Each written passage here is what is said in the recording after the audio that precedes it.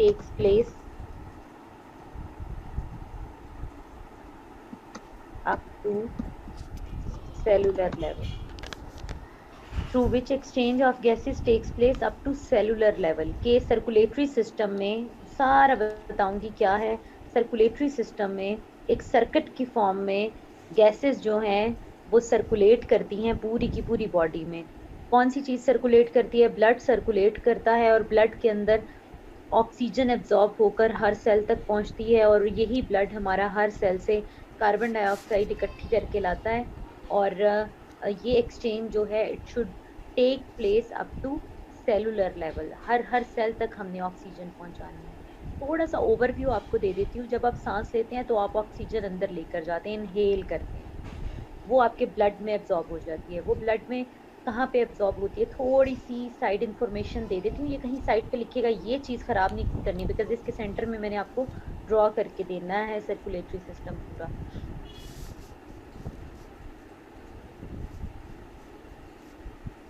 पिछले पेज पे जाके मैं लिख देती हूँ। हाँ जी, सबसे पहले जो हमारा ब्लड के अंदर क्या होता है, हीमोग्लोबिन होता है। हीमोग्लोबिन इस तरह लिखते हैं।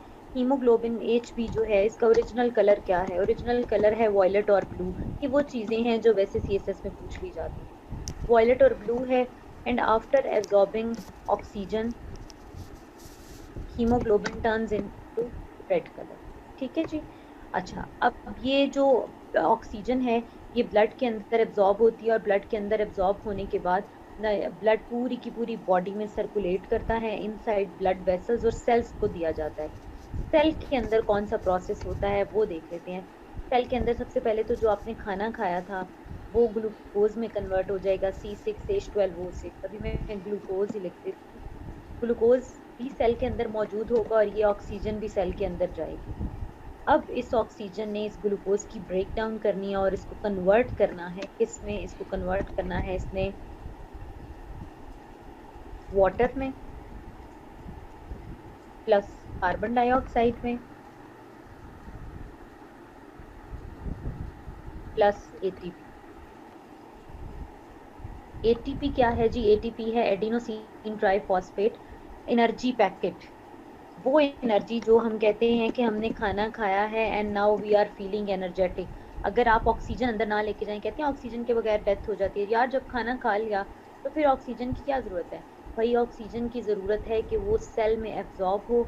सेल में एब्जॉर्ब होने के बाद जो डाइजेस्टेड फूड है ग्लूकोज, जो कि वो भी सेल में एब्जॉर्ब हो गया, उस डाइजेस्टेड फूड की मजीद ब्रेक डाउन करे, और उसकी मजीद ब्रेक डाउन करके उसको वाटर कार्बन डाइऑक्साइड में चेंज करे, और फिर उस वाटर और कार्बन डाइऑक्साइड को बॉडी से एक्सक्रीट कर दे, क्योंकि वो तो वेस्ट है ना।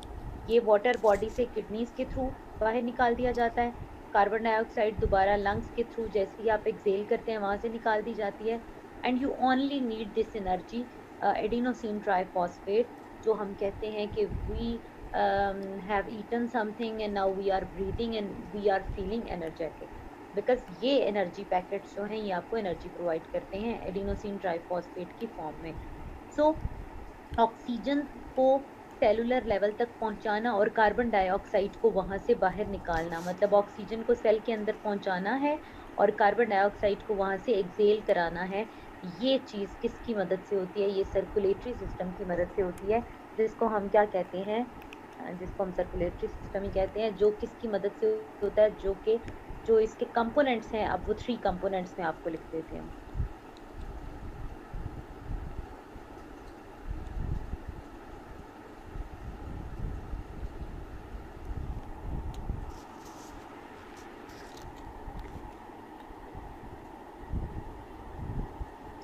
Circulatory system has 3 components. First one is heart.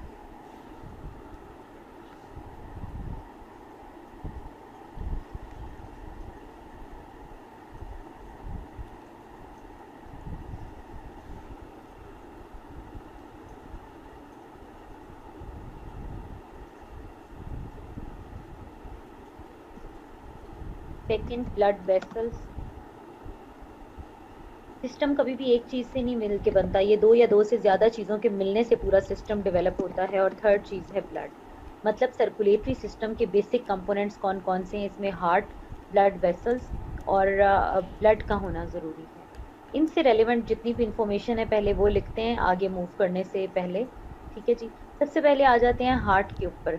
Heart जो है, हार्ट के 4 चैम्बर्स हैं, सबको पता है। इसके बारे में जो क्वेश्चन आपको पेपर में पूछा जाना है या अभी तक पूछा जा चुका है उसकी बात पहले कर लेते हैं। हार्ट के 4 चैम्बर्स हैं।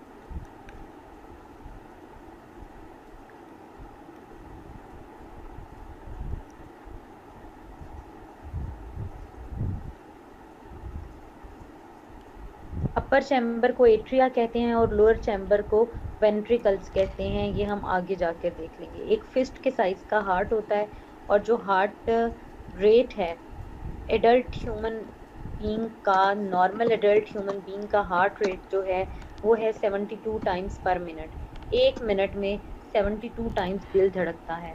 ठीक है। अब आप इसको अगर सेकंड में कन्वर्ट करें तो किस तरह से करेंगे? हार्ट रेट पर सेकेंड, 1 सेकेंड में दिल कितनी दफा धड़कता है?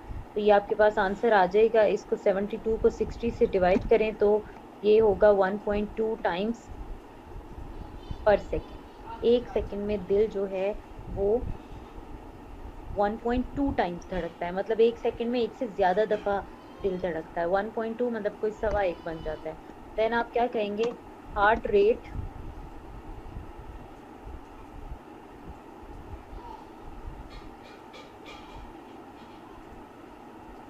वन बीट ऑफ हार्ट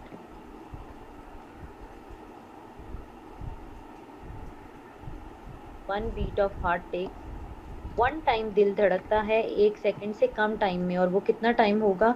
वो होगा 0.8 सेकेंड। अब इन तीनों चीजों को आप गौर से जरा देख लीजिए। 1 मिनट में दिल धड़कना क्या है जी? वो है 72 डिवाइडेड बाय 60, क्योंकि 1 मिनट में 60 सेकेंड्स होते हैं। तो वो आपके पास निकल आएगा 1.2 टाइम्स पर सेकेंड। मैं 7 टाइम्स भी लिख लेती हूँ ताकि आपको क्लियर हो जाए।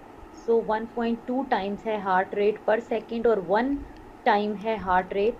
एक दफा दिल धड़केगा कितने टाइम में? 0.8 सेकेंड्स में। And I guess, I hope आप लोगों को ये क्लियर हो गया है। ठीक है। अच्छा जी, ये है हार्ट जो है। हार्ट क्यों इम्पोर्टेंट है? क्योंकि ये ब्लड को पुश करता है। ये पुश करता है ताकि वो ब्लड वेसल्स में मूव करे। तो हम क्या कहेंगे? पंपिंग ऑर्गन है। ये पंप करता है ब्लड को, so that is pumping organ. ठीक है जी। अब आ जाते हैं ब्लड वेसल्स। ब्लड वेसल्स को 3 टाइप्स में डिवाइड किया जाता है। ब्लड वेसल्स को 3 टाइप्स में डिवाइड कर लेते हैं। Arteries,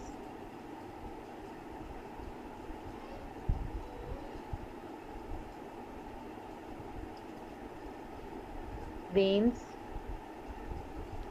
and capillaries.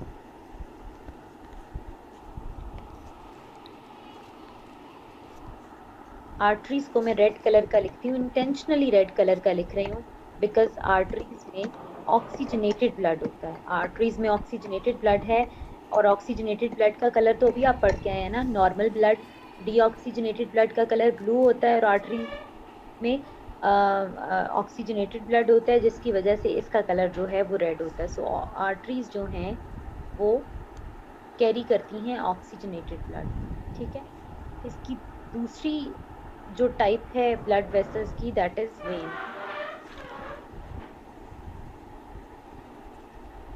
Veins carry deoxygenated blood. ठीक है जी, डीऑक्सीजनेटेड ब्लड। और लास्ट टाइप आ जाती है कैपिलरीज की। कैपिलरीज के अंदर किस तरह का ब्लड होता है? कैपिलरीज जो हैं उनमें बोथ टाइप का ब्लड हो सकता है। Capillaries carry both type of blood, arteries, veins और कैपिलरीज। ठीक है जी। आर्टरीज में ऑक्सीजनेटेड, वेन्स में डीऑक्सीजनेटेड और कैपिलरीज में बोथ टाइप का। बिकॉज वेन्स भी डिवाइड होकर कैपिलरीज में कन्वर्ट होती हैं। कैपिलरीज जो होती हैं 1 सेल थिक ब्लड वेसल्स होती हैं। 1 सेल थिक ब्लड वेसल्स, उनकी जो वॉल होती है वो एक सेल से मिलकर बनी हुई होती है। तो बहुत थिन सी वॉल होती है। इसमें से easily exchange of blood outside and inside जो है वो इट टेक्स प्लेस। ये हो गया। अच्छा, आर्टरीज और वेन्स के साथ एक चीज और लिख लीजिए, हर वो blood vessels which carries blood away from heart.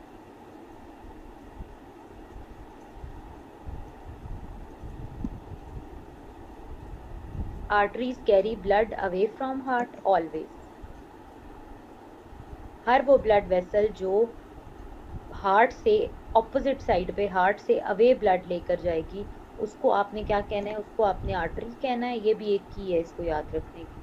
और जो टुवर्ड्स हार्ट ब्लड लेकर आएगी, उसको आपने वेन कहना है। ठीक है।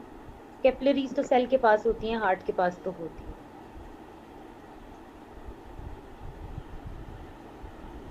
When carries blood towards heart. When towards heart blood लेकर आती है, और जो कैपिलरी जो आर्टरी है वो अवे फ्रॉम हार्ट लेकर जाती है। ए से आर्टरी बनता है, ए से अवे बनता है, आपको याद रह जाएगा।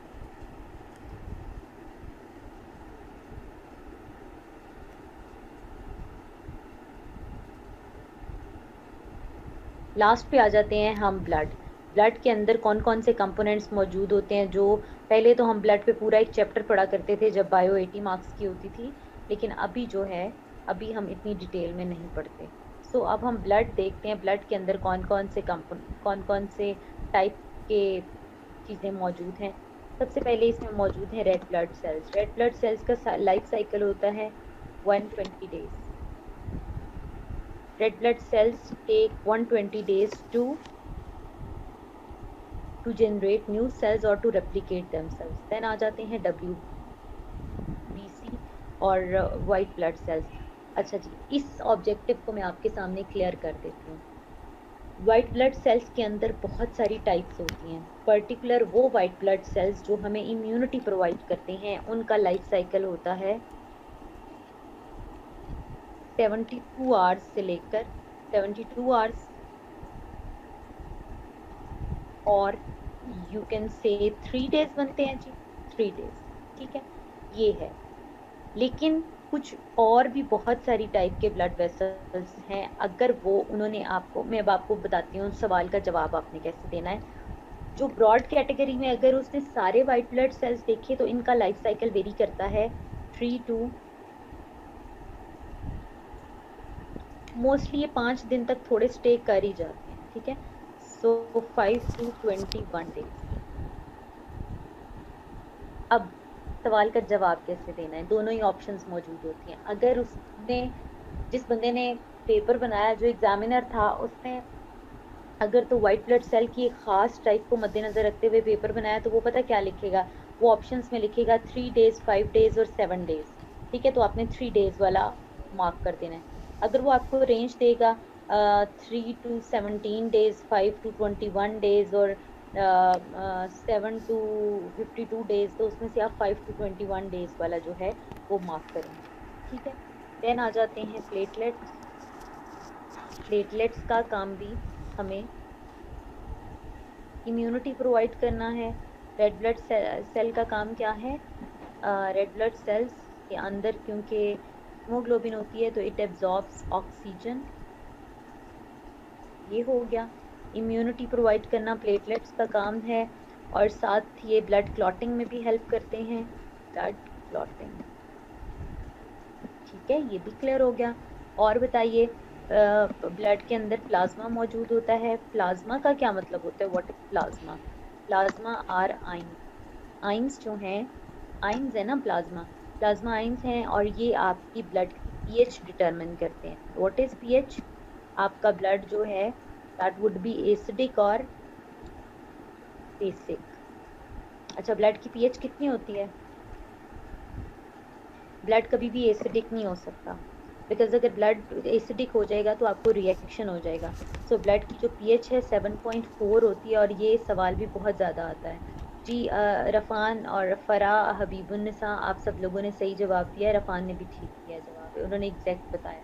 ठीक है, ये पेपर में काफ़ी आता है।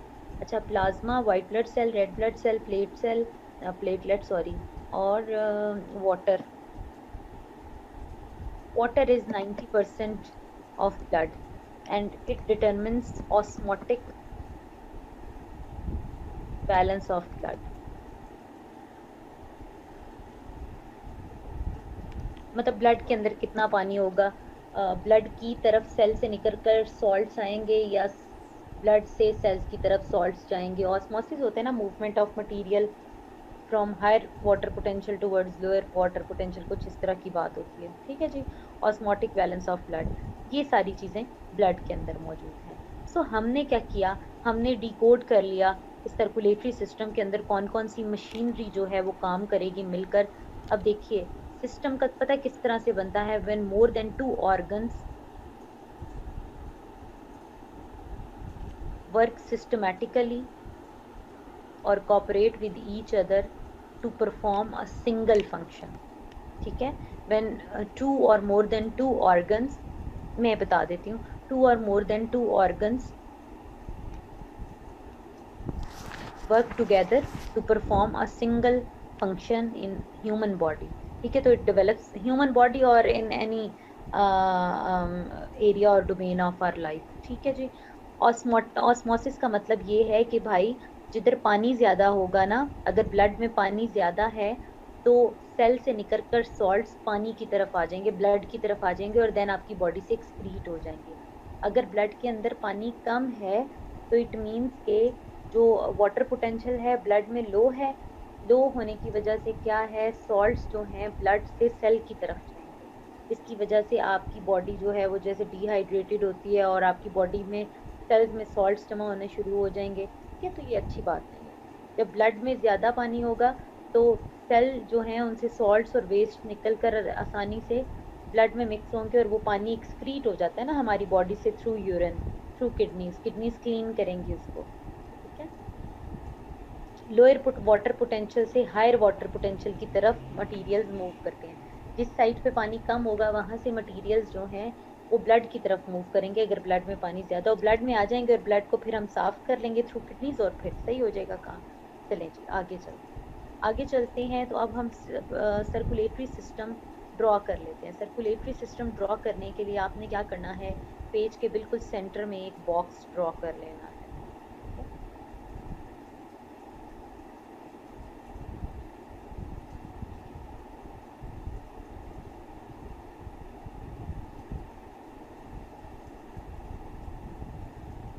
आपको बहुत अच्छा सा आज हार्ट समझ आ जाएगा इंशाल्लाह। और मैं कहती हूँ कि इस तरह इंसान को पढ़ना चाहिए कि फिर उसको ना कभी भूले ना।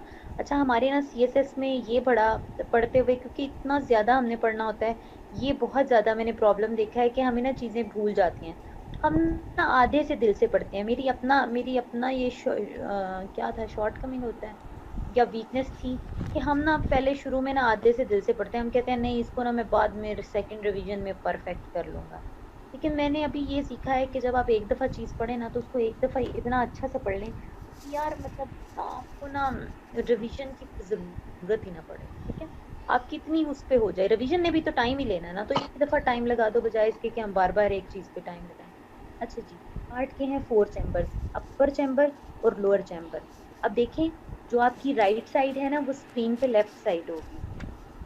ठीक हो गया ना, मतलब आपके लेफ्ट साइड पे मैं राइट लिखूंगी क्योंकि वो उल्टा है ना, हमारे ऑपोजिट है। तो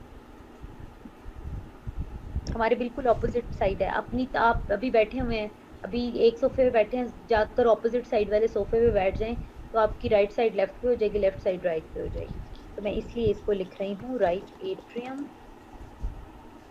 ये देखें लेफ्ट हैंड साइड पे मैंने राइट लिखा है और यहाँ पे राइट वेंट्रिकल। मैंने आपको यही कहा था ना, लोअर चैम्बर्स को मैं वेंट्रिकल, मैंने मतलब उनका नाम रखा हुआ है। लोअर चैम्बर्स को हम वेंट्रिकल कहते हैं और अपर चैम्बर्स को हम एट्रियम कहते हैं। यहाँ पे अपने राइट हैंड साइड पे हम लेफ्ट लिख, पहले हम डायग्राम बना लेते हैं, इसको मार्क कर लेते हैं एंड देन फिर मैं आपको पढ़ाऊंगी और ये हमारा कोई 10 मिनट में सॉल्व हो जाएगा। लेफ्ट वेंट्रिकल,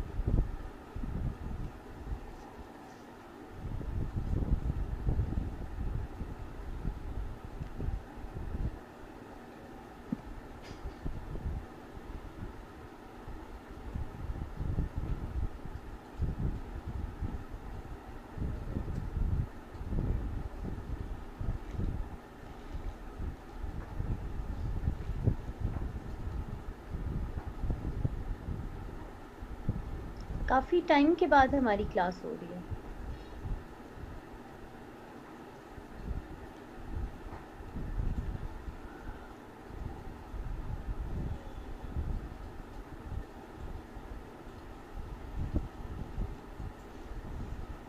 जी सुभान, काफी टाइम ही हो गया है। तो सब जल्दी जल्दी करते हैं, इस वीक में सिलेबस खत्म करते हैं यार ईद से पहले, ताकि आप लोग कोई टेस्ट वेस्ट भी दें।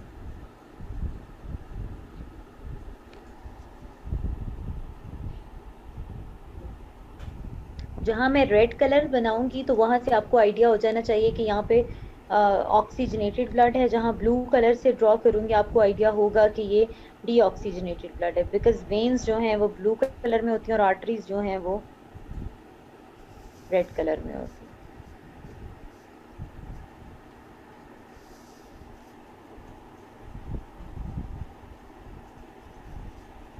ये डीऑक्सीजनेटेड ब्लड है इसमें, तो इट मीन्स ये कैपिलरीज हैं जो वेन से आगे डिवाइड हुई हुई थी, और ये फिर सारी की सारी एक बड़ी वेन के अंदर इकट्ठी हो रही हैं।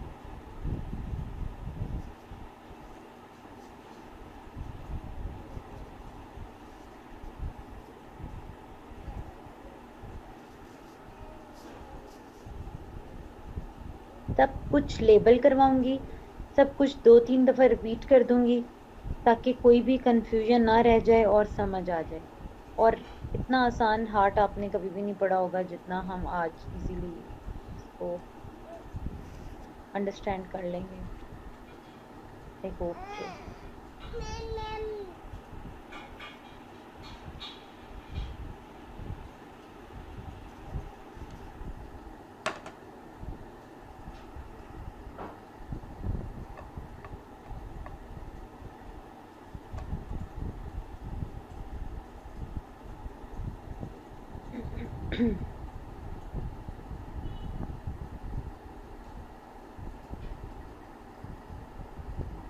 जी अगर बना लिया तो मैं स्टार्ट करूं पढ़ाना, क्योंकि मैंने साथ साथ बोलना है। अब पागलों की तरह, बच्चों की तरह नोट करना शुरू नहीं कर देना, ठीक है? अच्छा जी, नोट करने का मतलब ये है कि जो मैं बोलूँगी वो नहीं कर देना। अच्छा जी, एट्रियम का मतलब है अपर चैम्बर्स ऑफ हार्ट, और वेंट्रिकल का मतलब है लोअर चैम्बर्स ऑफ हार्ट, ठीक है जी। ऊपर 4 खाने होते हैं ना, ऊपर वाली मंजिल का नाम है एट्रियम और नीचे वाली मंजिल का नाम है वेंट्रिकल। ऊपर भी 2 बेडरूम है, नीचे भी 2 बेडरूम है, ठीक है जी। अब मैं स्टार्ट करने लगी हूँ डी ऑक्सीजनेटेड ब्लड। तो साथ साथ इसको जो है मैं मार्क भी करती जाती हूँ। यहाँ पे सबसे पहले लिख लेते हैं D oxy blood.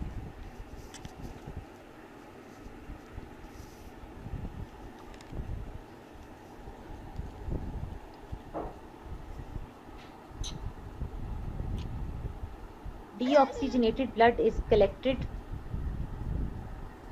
collected from all veins of our body and is poured into vena cava, the largest vein of our body, ठीक है।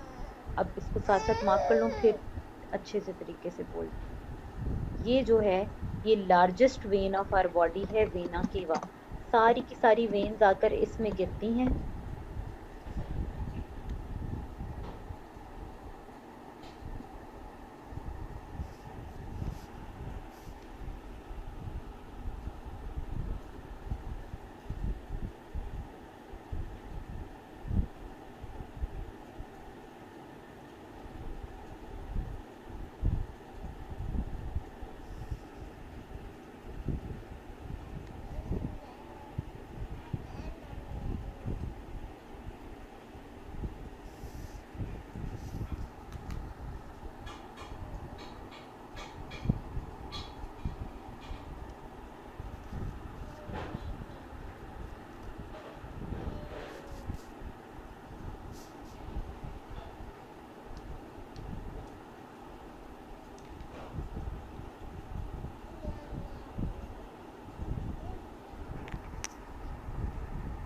जी, सुपीरियर वेना केवा आपकी अपर बॉडी से ब्लड लेकर आती है, और इन्फीरियर वेना केवा जो है आपकी लोअर बॉडी से ब्लड कलेक्ट करके लाती है, ठीक है। अब स्टार्ट करने लगी हूँ जी topic. Deoxygenated blood is collected through largest vein of our body known as vena cava and is poured into right atrium of heart. Deoxygenated blood is collected through largest vein of our body known as vena cava and is poured into right atrium of heart. So blood जो है वो सबसे पहले किस में आता है, right atrium में, ठीक है जी. Then right atrium contracts, and blood is poured into right ventricle. अब जब राइट एट्रियम कॉन्ट्रैक्ट करता है और ब्लड राइट वेंट्रिकल में जाने लगता है तो it passes through tricuspid valves. यहाँ पे ट्राइकस्पिड वॉल्व होते हैं, 3 फ्लैप्स होते हैं और यू कैन से 3 गेट्स होते हैं जिनमें से ब्लड पास करता है और पास करने के बाद ये नीचे वाले चैम्बर में आ जाता है जिसको हम राइट वेंट्रिकल कहते हैं, ठीक है. और ये जो हैं ये वॉल्व्स जो हैं ये one way flow of blood को इंश्योर करते हैं, ये मेक श्योर करते हैं कि यहाँ से ब्लड एक दफ़ा नीचे की तरफ आए तो जब ये कॉन्ट्रैक्ट हो राइट वेंट्रिकल तो ब्लड वापस ना जाए.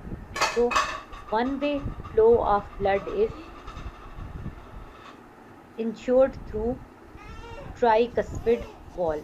अब हम इसको लेबल कर लेते हैं ट्राइकस्पिड वॉल्व को.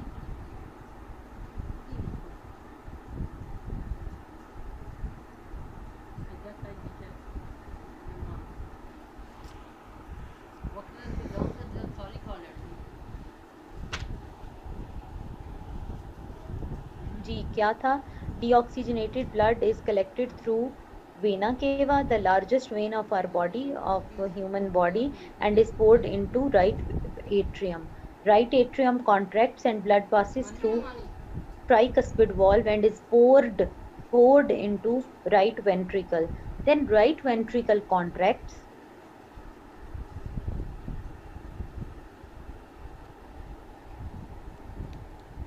Then right ventricle contracts and blood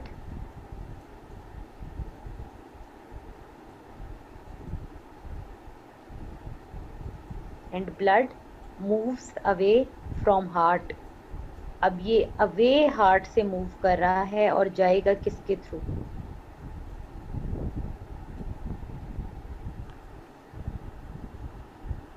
blood moves away from heart towards lungs through. अब इसका नाम बताइए. ब्लड तो इसमें डीऑक्सीजनेटेड है अभी तक, ठीक है, पल्मोनरी वेन नहीं होगा. ब्लड तो इसमें डीऑक्सीजनेटेड है अभी तक, और लेकिन ये ब्लड उसको हम आर्टरी कहेंगे. So technically on the basis of direction इसका नाम हो जाएगा आर्टरी. और ये क्योंकि लंग्स की तरफ लेकर जा रही है तो लंग्स की तरफ ले जाने की वजह से हम इसको क्या कहेंगे, हम इसको पल्मोनरी आर्टरी कहते हैं. तो ये क्या है जी, ये देखिए ये ओनली आर्टरी है इन human body whose name is artery but it carries deoxygenated blood. Pulmonary artery is the only artery which carries deoxygenated blood. इसके ऊपर यहाँ पे स्टार लगाना पड़ेगा और ये सिर्फ और सिर्फ वाहिद वो आर्टरी है जिसके अंदर डीऑक्सीजनेटेड ब्लड होता है. इसका नाम पल्मोनरी आर्टरी सिर्फ और सिर्फ इस वजह से है क्योंकि ये on the basis of direction जो है ये ब्लड को अवे हार्ट से लेकर जा रही है, इस वजह से इसको आर्टरी कह दिया. यहाँ पे आके ब्लड लंग्स के अंदर आकर इसमें क्या ऐड होगा, लंग्स के अंदर आकर इसमें ऑक्सीजन ऐड होगा. जैसे ही ऑक्सीजन ऐड हो जाएगा तो अब आप मुझे बताइए कि अब ब्लड का कलर क्या हो जाएगा.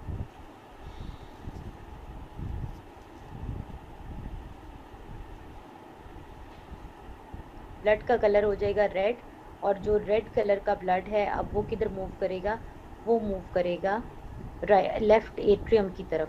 मतलब हमें ये पता लगा कि जो ऑक्सीजनेटेड ब्लड है, ऑक्सीजनेटेड ब्लड जो है एग्जैक्टली एओर्टिक वॉल्व आगे आके आता है, वो एओर्टा के अंदर होता है.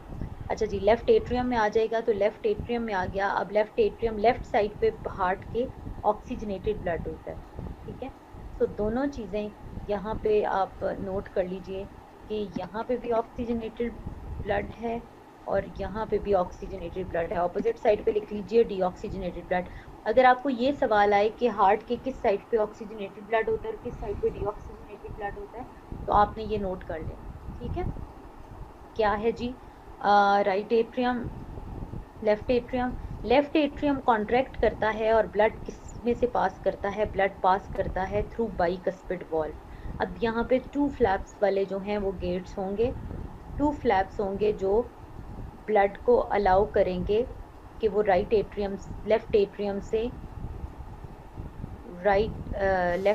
से लेफ्ट वेंट्रिकल की तरफ चले जाएं। ठीक है, तो हम इसको भी लेबल कर लेते हैं। ये क्या है हमारा बाइकस्पिड वॉल्व।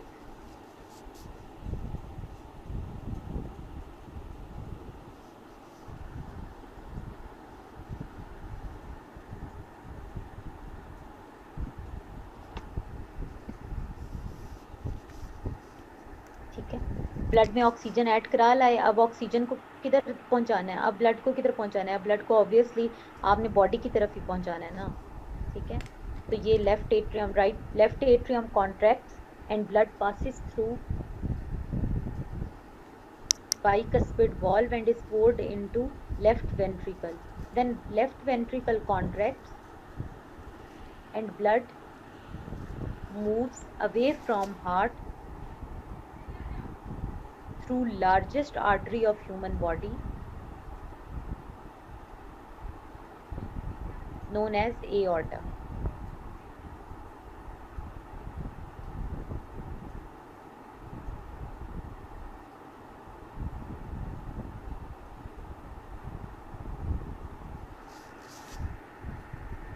ठीक है, एरो का निशान लगा दीजिए।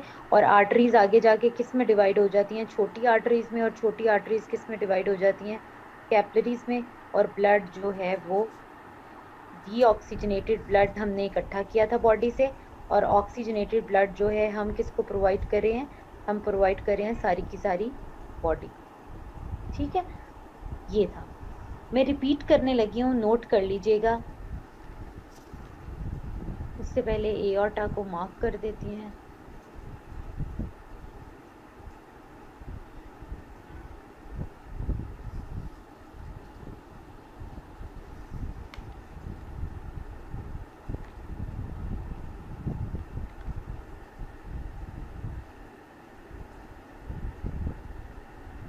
Largest vein of our body known as vena cava and is poured into right atrium of heart. Right atrium contracts and blood passes through tricuspid valve to ensure smooth one-way traffic of blood, and blood is poured into right ventricle. Then right ventricle contracts and blood passes through nothing, and blood moves through pulmonary artery towards lungs. It is named as pulmonary artery on the basis of direction because it is carrying blood away from heart. ठीक है, so only on the basis of direction it is named as artery, and it is carrying blood towards lungs. That's why we are calling it pulmonary. On the opposite side, after adding oxygen from lungs,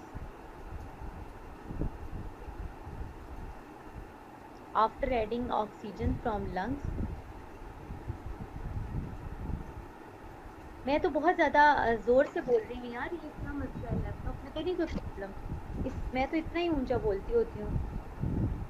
आप लोग अपने volume कीजिए या अपने headphone use कीजिए, hands free use करें, उससे सही होगा। Through pulmonary when. अब देखें, ये वो वाहिद वेन है हमारी बॉडी में, 99% of veins carry deoxygenated blood. Pulmonary vein is the only vein which carries oxygenated blood. सब में deoxygenated blood होता है, सिर्फ और सिर्फ इसमें oxygenated blood है। तो ये 99 जो % हमारी आर्टरीज हैं उनमें ऑक्सीजनेटेड ब्लड होता है, पल्मनरी आर्टरी में डीऑक्सी होता है। ये जो है वेन सिर्फ एक वाहिद वो वेन है कि जिसमें पल्मनरी वेन होता है। ठीक है, तो क्या है, after adding oxygen from lungs, blood moves through pulmonary vein towards left atrium of our heart. ठीक है, सो लेफ्ट साइड में, लेफ्ट एट्रियम में पल्मनरी वेन के थ्रू आएगा, ये याद रखना है, और पल्मनरी आर्टरी के थ्रू राइट वेंट्रिकल से बाहर निकला था। ठीक है, then left atrium contracts and blood passes through bicuspid valve और mitral valve and is poured into left ventricle. When left ventricle contracts, blood moves towards body through aorta, largest artery of our body. Aorta के अंदर different जगहों पे जो है वो pulses भी लगे हुए होते हैं, वॉल्व भी होते हैं, ठीक है। पल्सेस क्यों होते हैं? ताकि उसको पीछे से प्रेशर मिले, प्रेशर मिलेगा तो वो आगे पूरी की पूरी बॉडी में स्प्रेड होगा। वेना केवा को दो पार्ट्स में डिवाइड किया जाता है। Inferior vena cava collects blood from lower part of the body, जो हार्ट से नीचे वाला बॉडी है। जो हार्ट से ऊपर वाली बॉडी है, वहां से जो ब्लड कलेक्ट होता है वो सुपीरियर वेना केवा के थ्रू होता है। That's all about circulatory system.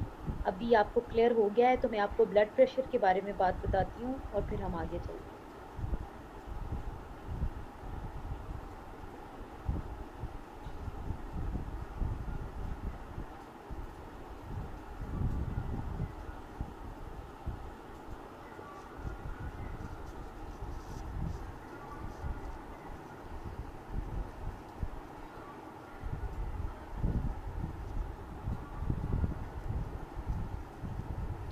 जी, जो ब्लड के अंदर जो क्या होता है, सुराख होता है ना, वो राइट एट्रियम और लेफ्ट एट्रियम की वॉल्व के बीच में सुराख हो सकता है, जिसकी वजह से ऑक्सीजनेटेड और डीऑक्सीजनेटेड ब्लड जो है वो क्या हो जाता है, वो मिक्स हो जाता है।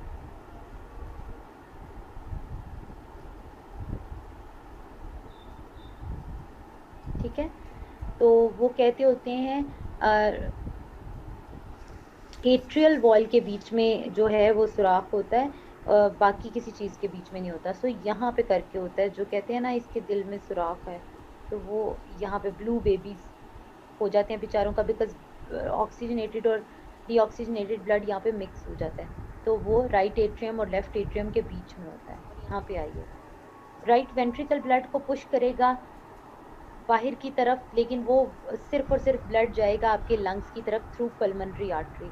जब लेफ्ट वेंट्रिकल बॉडी में ब्लड को पुश करता है तो उसको पीछे से फोर्स लगती है। जब वो फोर्स लगती है, force per unit area is known as pressure.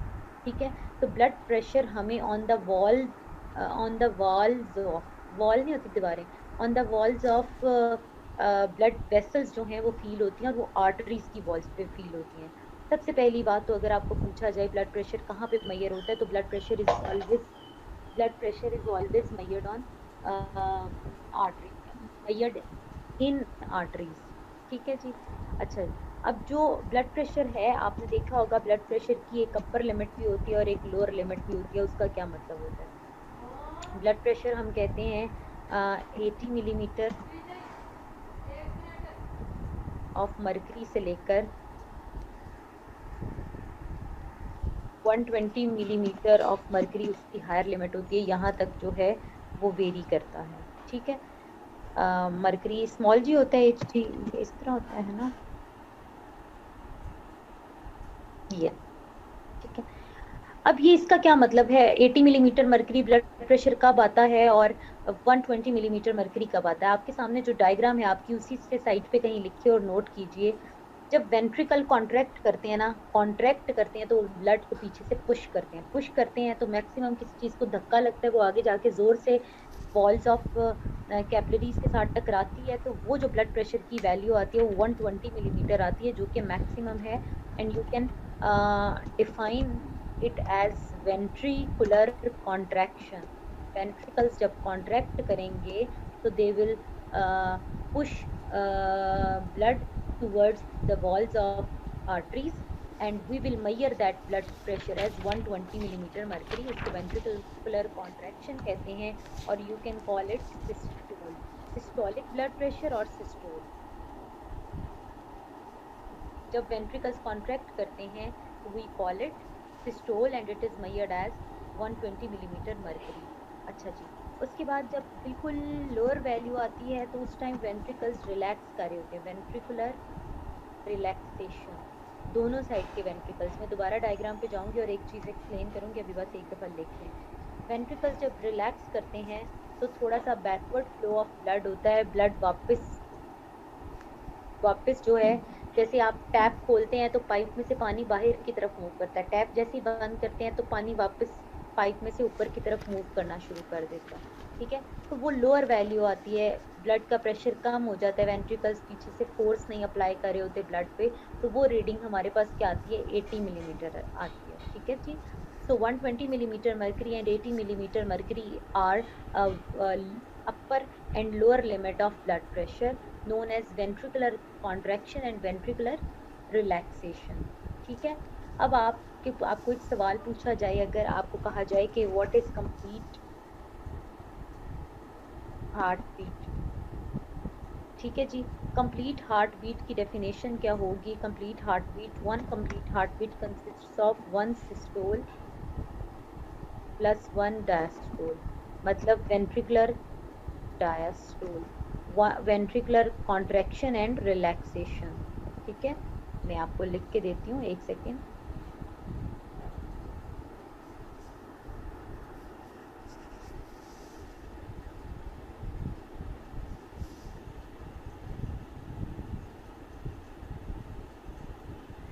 Heart beat, one heart beat को डिफाइन करने के बहुत से तरीकेकार हैं, आप इसको इस तरह भी डिफाइन कर सकते हैं, मतलब मैं दोबारा ही लिख देती हूँ, ventricular contraction plus ventricular relaxation, और इसकी वजह से जो साउंड प्रोड्यूस होती है उसको लब डब कहते हैं। वन हार्ट बीट से जो साउंड प्रोड्यूस होती है, कॉन्ट्रैक्शन से जो साउंड प्रोड्यूस होती है, दैट इज कॉल्ड लब, और दूसरी साउंड है डब, वो जो दिल के धड़कन की आपको आवाज आती है वो ये है, ठीक है। अब आप मुझे बताइए, अगर मैं आपको पूछूं कि सिस्टोल कितने सेकंड में कंप्लीट होता है और डायस्टोल कितने सेकंड में कंप्लीट होता है, हाफ हार्ट बीट सिस्टोल है और हाफ हार्ट बीट आपका डायस्ट्रैक्शन, और 0.4 सेकंड्स में ये रिलैक्सेशन गुजरती है, ठीक है। अगर आपको कोई एमसीक्यूज में डायग्राम बना के ए और बी मार्क किया गया हुआ और उसमें पूछा सिस्टोल कौन सा है, तो ये सिस्टोल है, और डायस्टोल कौन सा है, तो ये डायस्टोल है, जिसमें वो रिलैक्स करता है, ठीक है। इधर आइए, अब होता पता क्या है, दोनों राइट एट्रियम और लेफ्ट एट्रियम दोनों रिलैक्स करते हैं at the same time to get filled by oxygenated as well as deoxygenated blood. अब गौर से सुनिएगा, right atrium and left atrium both relax to receive deoxygenated blood through vena cava and oxygenated blood through pulmonary vein. Vena cava और pulmonary vein दोनों towards heart at the same time deoxygenated और oxygenated blood लेकर आते हैं। Then right and left atrium both contract and blood passes through tricuspid and bicuspid valves at the same time, ठीक है जी। blood is poured into right ventricle and left ventricle, then both ventricles contract and blood moves towards lungs through pulmonary artery and towards body. Deoxygenated blood moves towards lungs through pulmonary artery and oxygenated blood moves towards body through aorta, ठीक है। तो when ventricles contract, we listen a sound lub, and then when they relax, they are receiving or they are filled by blood. जब वो relax होते हैं ना, तो ये ट्राइकस्पिड और बाइकस्पिड वॉल्व से गुजर के ब्लड जो है इनके अंदर पोर्ड हो रहा होता है, उसकी आवाज डब आती है। वो एम्प्टी होता है ना, उसके अंदर ब्लड गिरता है तो डब की आवाज आती है, ठीक है। और जब वो पुश करता है ब्लड को towards the walls of arteries, तो हमें लब की साउंड सुनाई देती है, ठीक है जी। सो ब्लड प्रेशर भी आपने ये देख लिया।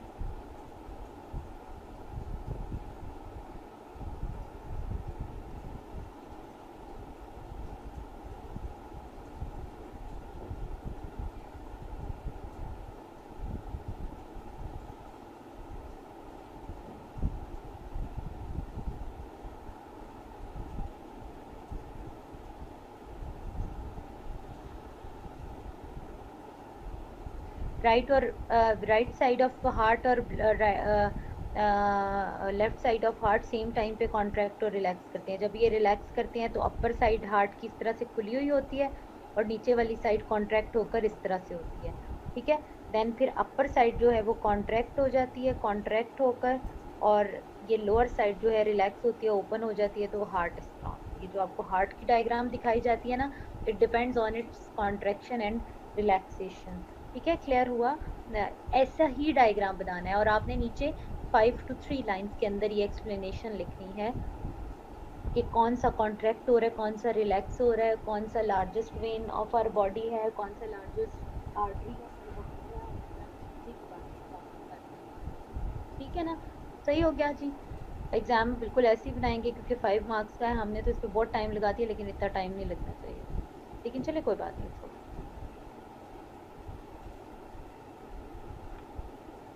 नेक्स्ट टॉपिक स्टार्ट कराती हूँ, स्टार्ट करा के फिर हम नमाज की ब्रेक ले लेंगे और आकर उसको कंप्लीट कर लेंगे। बिकॉज अगर अभी ना कराया ना, क्योंकि आर्टरीज हमारी जो है ना वो तंग हो जाती हैं, उसके अंदर फैट जम जाता है तो ब्लड प्रेशर ज़्यादा फील होता है। डाइजेस्टिव सिस्टम, उसी तरह सारे सिस्टम्स को डायनामिक्स पढ़ाने के एक ही तरह के मैंने डिज़ाइन कर दिए, ताकि ना आप लोगों के लिए आसान हो जाए उसको कंपेयर करना और उसको याद रखना कि भाई इसके क्या कंपोनेंट हैं, ये मिलके क्या करते हैं और ये मिलके क्या करते हैं। सबसे पहले एक कॉम्प्रिहेंसिव डेफिनेशन कर लेते हैं डाइजेस्टिव सिस्टम की। डाइजेस्टिव सिस्टम की डेफिनेशन क्या है? कोलेस्ट्रॉल क्या होता है? कोलेस्ट्रॉल भी होता है गुड फैट बैड फैट। ठीक है यार, क्या आपने, कोलेस्ट्रॉल क्या होता है? ब्लड के फैट ही होता है, एक टाइप का फैट, फैटी एसिड। अच्छा जी, डाइजेस्टिव सिस्टम। डाइजेस्टिव सिस्टम की क्या डेफिनेशन है? Digestive system is a system through through which, अगर आप पिछले वाले डायग्राम पे जाएं तो आप ये बात मानते हैं ना कि यहाँ पे एक्सचेंज ऑफ गैसेस ही हुआ है, सिर्फ कार्बन डाइऑक्साइड ब्लड से निकाली है और ऑक्सीजन ब्लड में ऐड की है, और सर्कुलेटरी सिस्टम का कोई बेसिक, और ये क्या कर रहा था सर्कुलेटरी सिस्टम? असल में ब्लड को डायरेक्ट कर रहा था, डायरेक्शन दे रहा था। पहले बॉडी से कलेक्ट करके हार्ट की तरफ लेकर गया, वहां से लंग्स की तरफ लेकर गया, ऑक्सीजन ऐड करा के बॉडी फिर ब्लड में ले आया और फिर बॉडी को दे दिया। ठीक है जी, digestive system is a system through which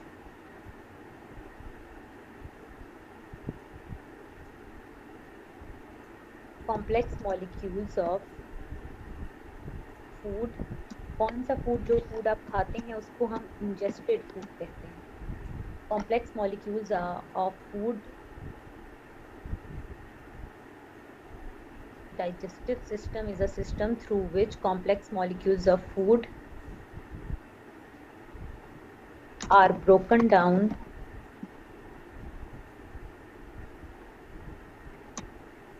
into smaller molecules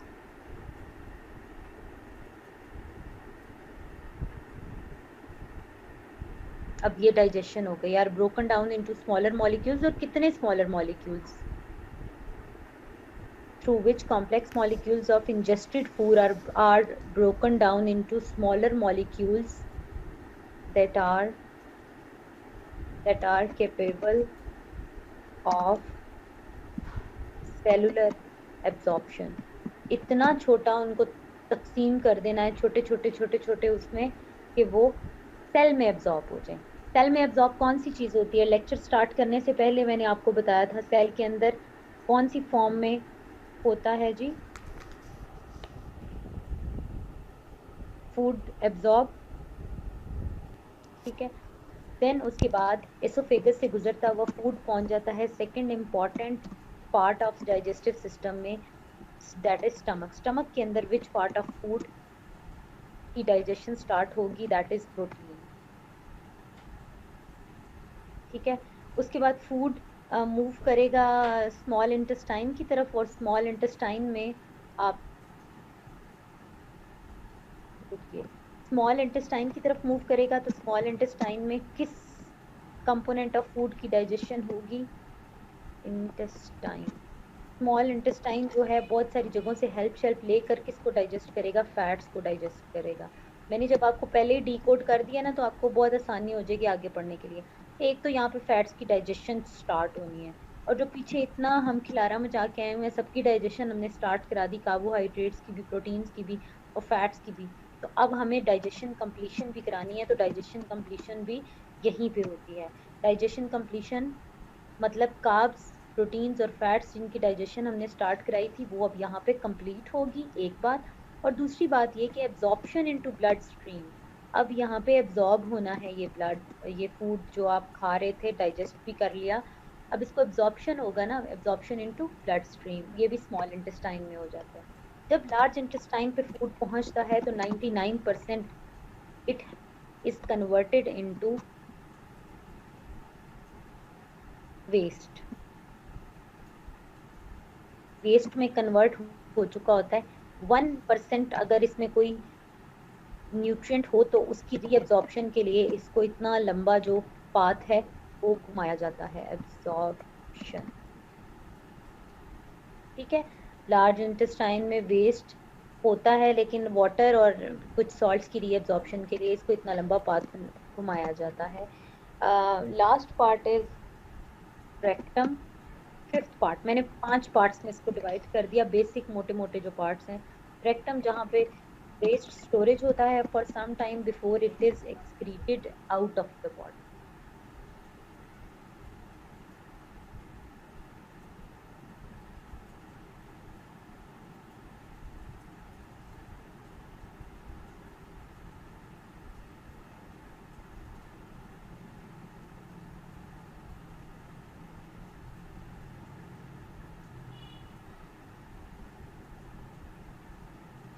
अब अगर आपको डाइजेशन पूछ लिया जाए कि डाइजेशन किसको कहते हैं, तो आपने डेफिनेशन सेम ही कॉपी कर देनी है, बस इसमें प्रोसेस लिख देना है। प्रोसेस थ्रू विच, या process of breaking down of complex molecules of food into smaller molecules capable of cellular absorption is known as digestion. Digestion has two types.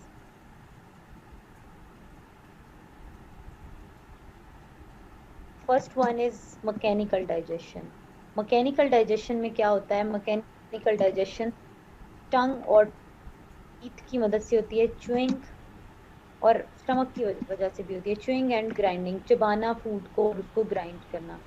दूसरा आ जाता है chemical digestion.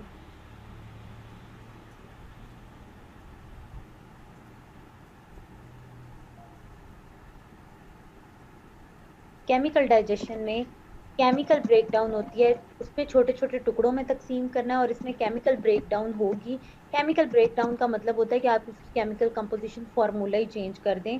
Chemical breakdown with the help of और the action of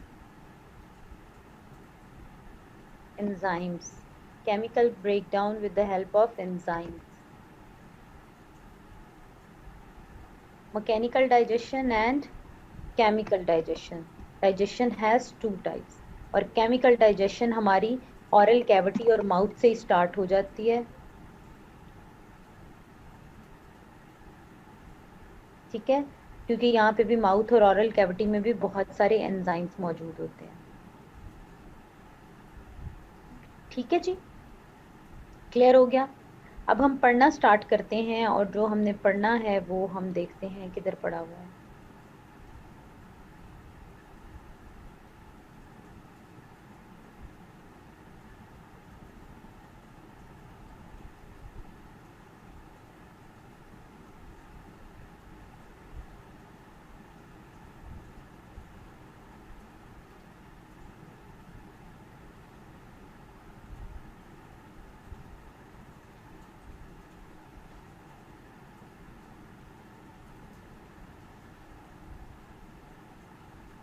screen change कर दूं? मेरे ख्याल से तो लिख लिया होगा।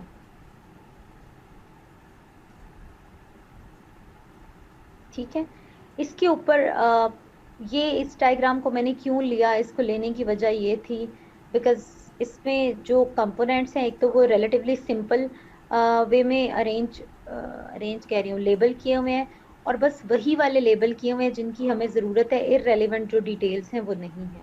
ठीक है, तो मैं उसके लिए अब ये स्क्रीन को क्लियर कर लेती हूँ। आप मुझे ये बताइए कि अजान हो चुकी है? अगर अजान हो चुकी है तो हम ब्रेक लेते हैं और आफ्टर ब्रेक जो है हम इस टॉपिक को कंप्लीट करते हैं, और देन फिर आज हम एंड वाला किडनी वाला पढ़ लेंगे।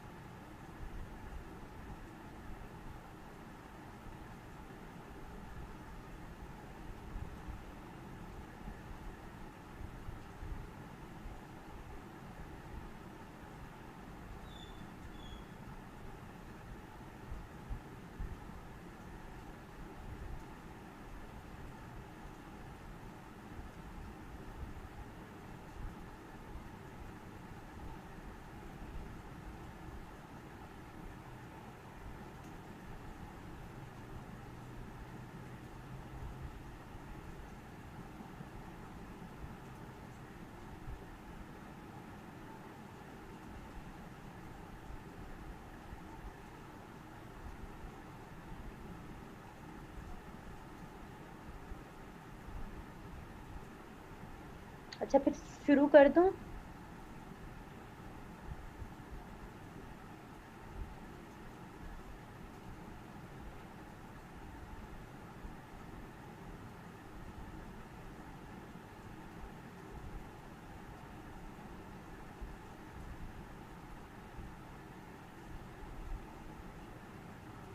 ठीक है जी, ब्रेक ले लेते हैं फिर।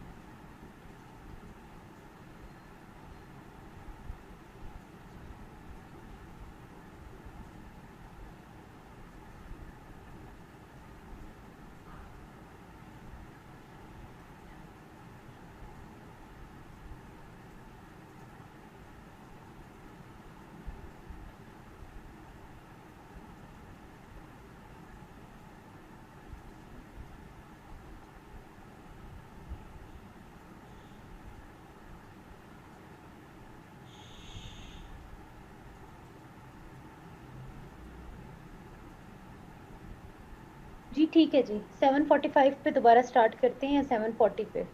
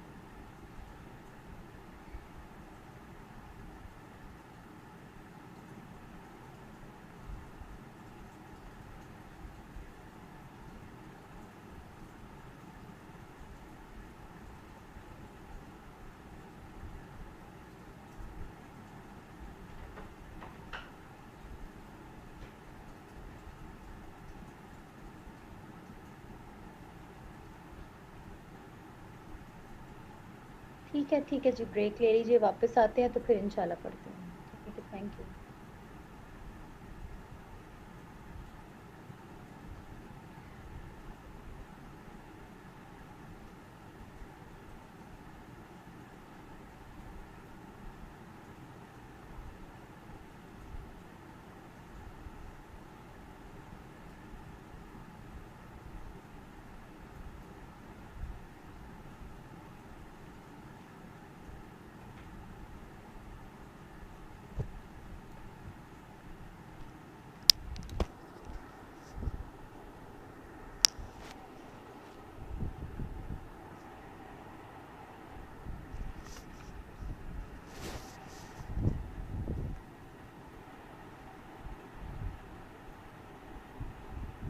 हीट हो जाए।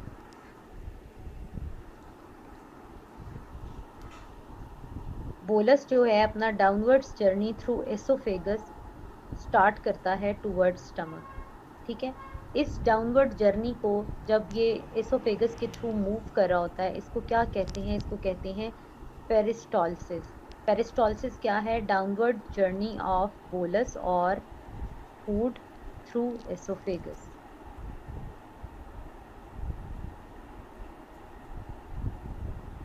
पेरिस्टॉल्सिस एंटायर हमारा जो डाइजेस्टिव ट्रैक्ट है उसके थ्रू जो फूड मूव करता है, ये पेरिस्टॉल्टिक मूवमेंट्स की वजह से मूव करता है। ठीक है, so with the help of, इसको हम थोड़ा सा बहुत ही गंदा हो गया, इसको साफ सुथरा कर लेते हैं। With the help of peristalsis food moves through entire alimentary canal और डाइजेस्टिव ट्रैक्ट। ठीक है जी, अब फूड हमारा पहुंच जाएगा स्टमक में। सो हम स्टमक के इर्द गिर्द ये देखें, जिस जिसको मैं पढ़ाती जा रही हूँ उसको हम बॉक्स में कन्वर्ट करते जा रहे हैं। तो जब फूड हमारा स्टमक में आ जाएगा, तो अब हम सेकंड नंबर पे हमारा जो कंपोनेंट था दैट वाज स्टमक। स्टमक के अंदर क्या क्या होता है वो अब हम इधर साइड पे लिख लेते हैं।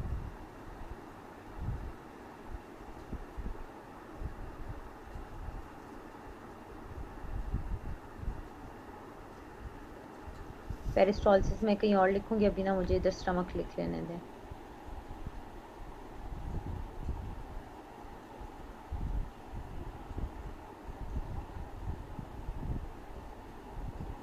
Stomach is second part of digestive system. Stomach के अंदर तीन चीजें होंगी।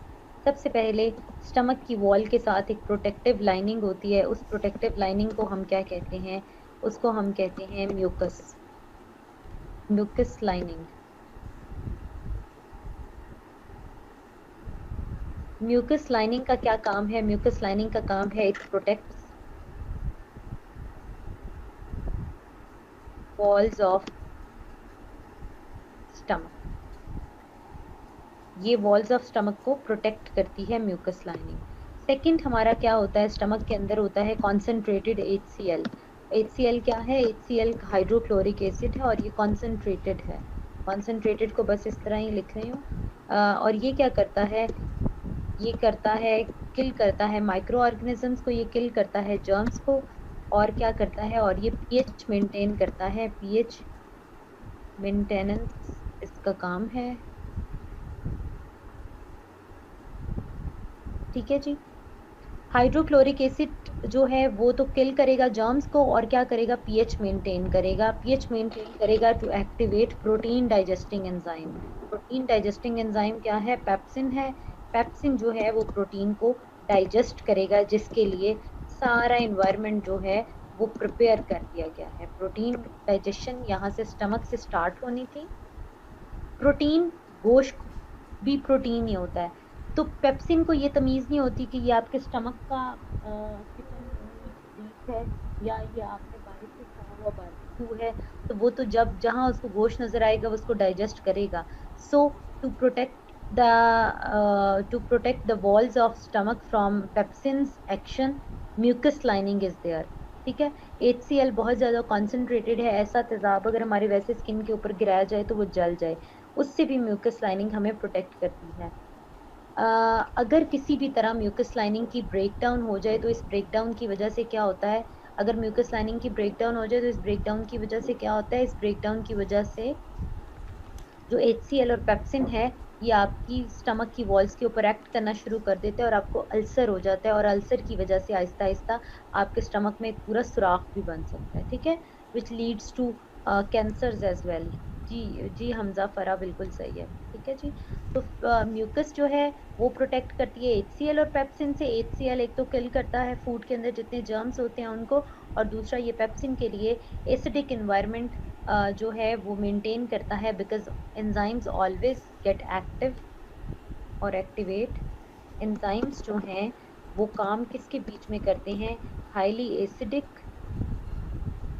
हाईली एसिडिक लिख लीजिएगा, हाईली एसिडिक और highly basic environment. Neutral environment में ये काम नहीं करते।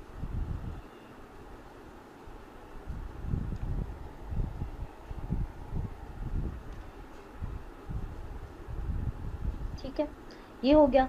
उसके बाद फूड, जो स्टमक के अंदर जो फूड मौजूद होता है उस फूड को क्या कहते हैं, उसको हम कहते हैं काइम। उसी फूड का नाम जिसको हम पहले बोलस कह रहे थे, जब इसके अंदर ये सारी चीजें मिक्स हो गई, now we are calling it as chyme. ठीक है जी, काइम चाइम जो भी है, जो आपने कहना है कह लें। थर्ड जो पार्ट है, थर्ड इम्पोर्टेंट पार्ट है स्मॉल इंटेस्टाइन। अच्छा, हाँ जी, स्मॉल इंटेस्टाइन। स्मॉल इंटेस्टाइन हमारा किधर है, स्मॉल इंटेस्टाइन जस्ट एक ये येलो कलर का पार्ट है। ठीक है, ये येलो कलर का पार्ट है, और इस पार्ट को आपने, मैं ना आपको भी ये ड्रॉ करके भी दिखाती हूँ बाद में, जरा यहाँ से फ्री होके। ये स्मॉल सा पार्ट है, और इस पार्ट के अंदर क्या है, जस्ट ये बाकी जगहों से हेल्प लेगा, ये जस्ट एक जगह है जहाँ पे, ये बहुत एक लंबा सा रास्ता है, ट्रैक्ट है, जहाँ पे मैक्सिमम टाइम के लिए फूड रहेगा। इसके हम फैट्स को डाइजेस्ट करेंगे, डाइजेशन कंप्लीशन करेंगे, और इसमें एब्जॉर्प्शन करेंगे। तो ये सब कुछ कराने के लिए हमें एक बहुत बड़ी सी जगह चाहिए। So large surface area is provided by small intestine, और स्मॉल इंटेस्टाइन की अब हेल्प कौन कौन करेगा ये हम देखते हैं।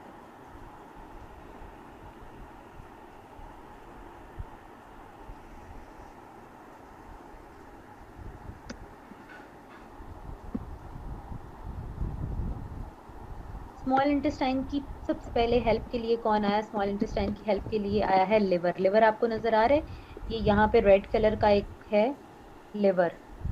ठीक है, लिवर क्या करता है, लिवर प्रोड्यूसेस बाइल।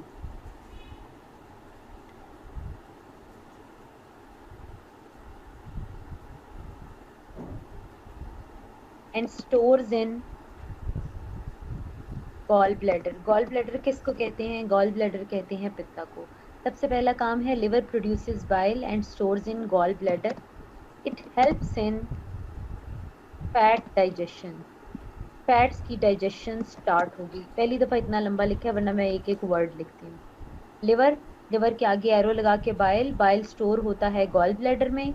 ये ग्रीन कलर की आपको एक छोटी सी जगह नजर आ रही होगी, ठीक है। और वो स्टोर होता है गॉल ब्लैडर में, और गॉल ब्लैडर से कतरा कतरा ड्रॉप ड्रॉप स्मॉल इंटेस्टाइन के अंदर भेज दिया जाता है, ठीक है। And it helps in fat digestion. Actually इसको डाइजेशन नहीं हम कहते, इसको कहते हैं emulsification, fat emulsification, fats emulsification, ठीक है। स्मॉल इंटेस्टाइन में पहला काम हमारा ये हो गया। अब हम यहाँ से बॉक्स पकड़ते हैं और स्मॉल इंटेस्टाइन के पहले पार्ट लिवर और दूसरा पार्ट गॉल ब्लैडर को भी, मतलब इसकी असिस्टेंस के लिए जो पार्ट्स आए हैं उसको भी हम लेबल कर देते हैं। सेकेंड पार्ट, ये आपको स्टमक के नीचे येलो कलर का एक लीफ लाइक स्ट्रक्चर नजर आ रहा होगा, दैट इज पेंक्रियाज, ठीक है। इसकी हेल्प ली जाती है। इसकी हेल्प अब हमने क्यों लेनी है बताइए? इसकी हेल्प हमने लेनी है, पहले तो हमने फैट्स की डाइजेशन स्टार्ट करा दी। सेकेंड फंक्शन हमारा स्मॉल इंटेस्टाइन में होना था, याद कीजिए हम पहले ही डिकोड करके रखा हुआ। सेकेंड फंक्शन क्या होना था? सेकेंड फंक्शन हमारा होना था, हमने करना था ये जो था डाइजेशन कंप्लीशन करवानी थी। डाइजेशन कंप्लीशन करवाने के लिए हम जिसकी हेल्प लेंगे दैट इज पेंक्रियाज, ठीक है जी। पेंक्रियाज जो है इट सिक्रीट्स और इट प्रोड्यूसेस पेंक्रियाटिक जूस। मैंने इसको इस तरह रखा कि ये ना कॉकटेल है एंजाइम्स का। एंजाइम्स का कॉकटेल क्यों है? क्योंकि कार्बोहाइड्रेट्स, प्रोटीन और फैट्स की डाइजेशन स्टार्ट हो चुकी है। अब we need some enzymes, some mixture of enzyme which will contribute in digestion completion. So digestion completion कराने के लिए हमें एक cocktail of enzymes की जरूरत है। तो cocktail of enzyme is produced by pancreas in the form of pancreatic juice, ठीक है। और एक छोटी सी इसके साथ पाइप लगी हुई होती है, उस पाइप के थ्रू ये यहाँ से गुजर रही है, मैं अभी दिखाती हूँ आपको। वो पाइप के थ्रू इसको यहाँ पे ट्रांसफर कर दिया जाता है। पेंक्रियाटिक जूस के अंदर 3 टाइप के एंजाइम्स होते हैं। पहले होते हैं कार्बोहाइड्रेजेस, सेकंड होते हैं प्रोटीएज, एज एंजाइम के नाम के एंड पे हमेशा आता है, ठीक है। और थर्ड होते हैं लाइपेज। और इन तीनों का काम क्या है? लाइपेज जो हैं वो लिपिड्स की डाइजेशन कंप्लीशन कराएंगे, लिपिड्स फैट्स को कहते हैं। प्रोटीएज जो हैं प्रोटीन की डाइजेशन कंप्लीशन कराएंगे, और कार्बोहाइड्रेट्स जो हैं वो कार्ब्स की डाइजेशन कंप्लीशन कराएंगे। सो इस कॉकटेल ऑफ एंजाइम के अंदर ये होता है। और एज अ होल हम लिख देते हैं कि इसका जो काम है पेंक्रियाटिक जूस का, इसका रोल है, इट प्लेज एन एमिनेंट और इम्पोर्टेंट रोल इन डाइजेशन, ठीक है, digestion completion,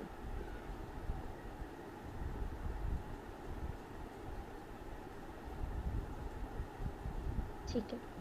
so small intestine के अंदर एक फंक्शन हो गया, लिवर ने प्रोड्यूस किया बाइल, और उस बाइल को हमने बाइल डक्ट के जरिए पहुंचाया गॉल ब्लैडर में, और उधर से गॉल ब्लैडर के जरिए यहाँ से होता हुआ हमने इसको स्मॉल इंटेस्टाइन में भेज दिया।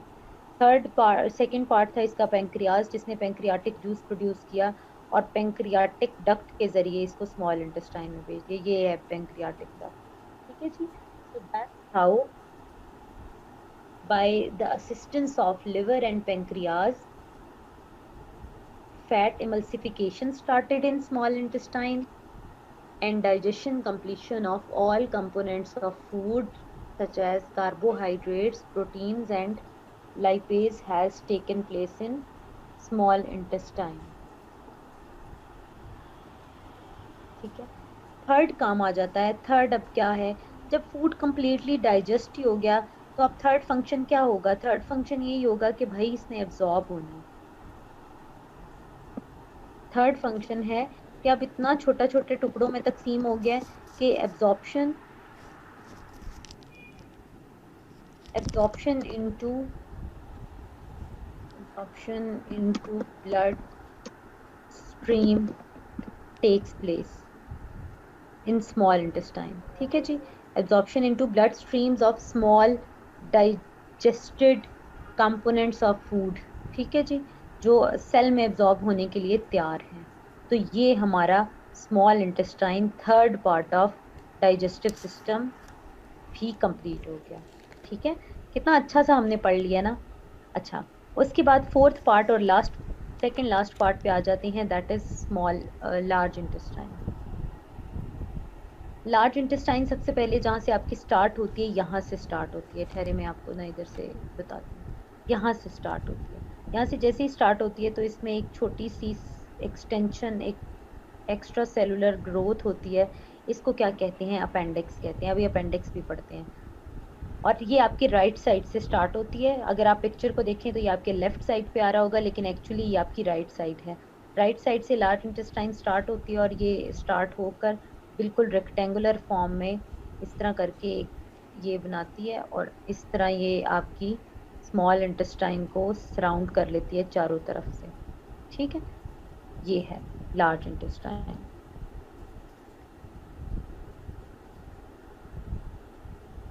लार्ज इंटेस्टाइन जो है, लार्ज इंटेस्टाइन इधर लिख लेते हैं.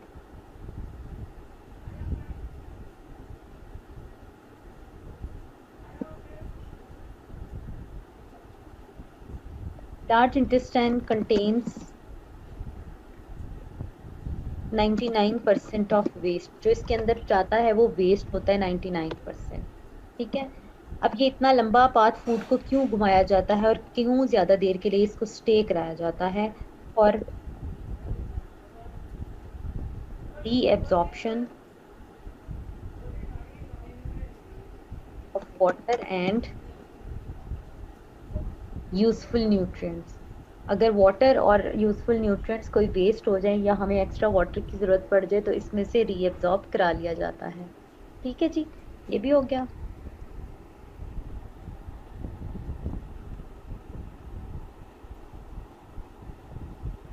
अब आ जाते हैं अपेंडिक्स के ऊपर.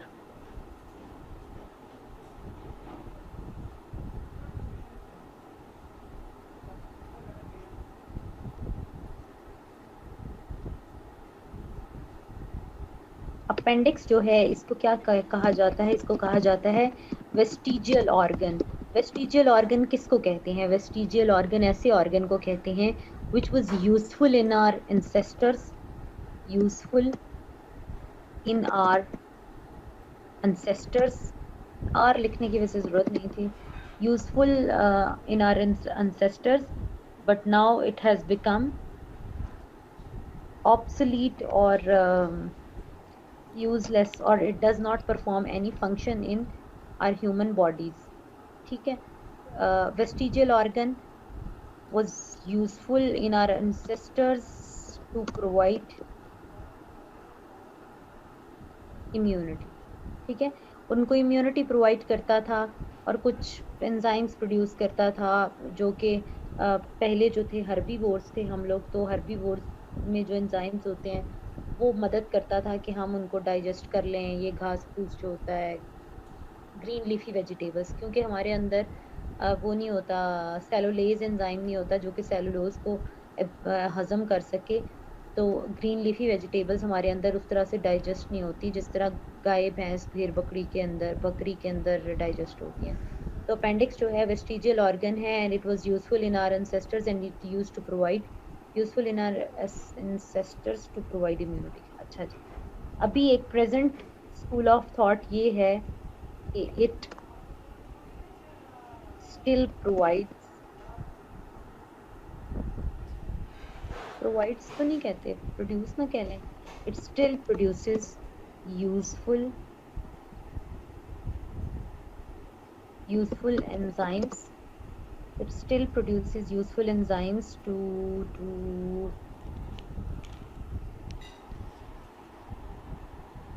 useful enzymes नहीं, useful bacteria for healthy digestive tract.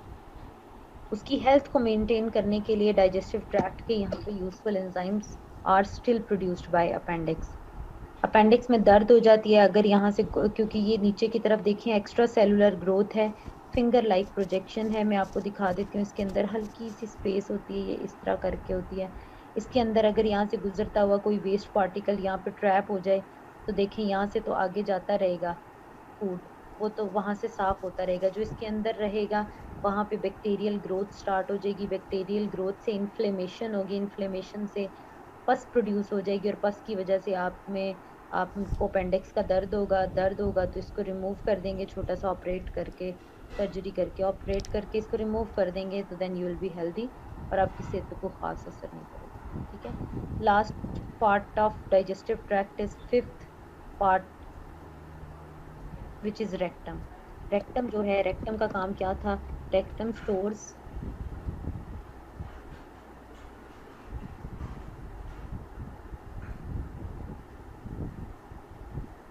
waste for some time before excrete before it is excreted out of the body। तो इतना लंबा लिखने के बजाय हम इसको लिख देते हैं, it is just storage house of waste.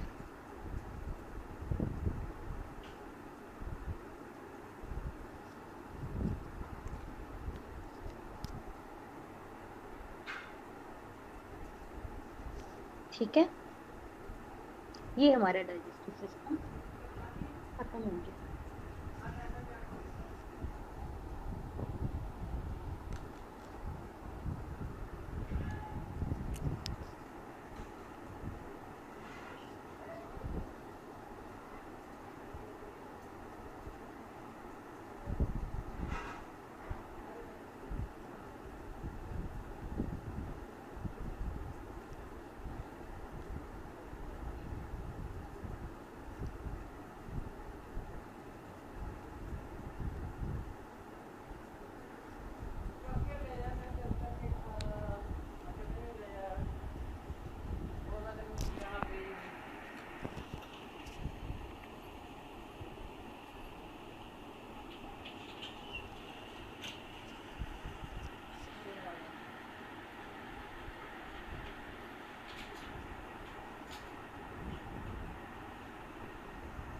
यार आप लोग आज बोल नहीं रहे, किधर हैं सारे?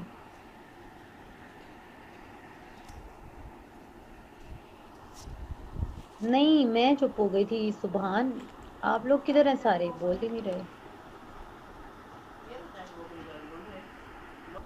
अभी आपको ऊपर एक कवरिंग नजर आ रही होगी, ये जो कवरिंग है, मैं अब अपनी लेबलिंग खुद करने लगी हूँ। ये जो आपको कवरिंग नजर आ रही है और ये फिर आगे जाके ब्लैडर में गिरेंगे। अब बात करते हैं होता क्या है। ये जो आपकी ब्लड वेसल्स आ रही है ना, ये ब्लड वेसल्स यहाँ से गुजरती हुई यहाँ पे एंड्स पे पहुंच जाती हैं। अब ये देखिएगा, मैं इसको रेड कलर का ड्रॉ कर, यहाँ पे हेयर लाइक जो स्ट्रक्चर है वो इस तरह यू शेप कैप्सूल होते हैं।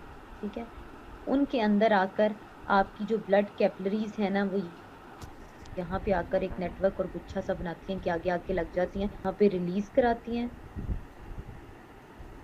और वो मेटाबॉलिक वेस्ट इन ट्रायंगल में से गुजरता हुआ जो है इन ट्रायंगल के एंड में पहुंच जाता है। और किस रीजन में इकट्ठा हो जाता है? वो इस रीजन में इकट्ठा हो जाता है, पेल्विस वाले रीजन में।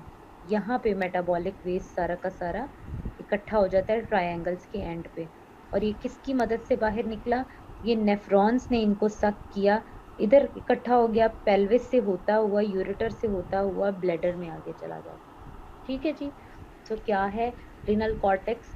ये बाहर वाला एरिया है, बिकॉज यहाँ पे ये रेड कलर का क्यों, डार्क रेड कलर का क्यों होता है?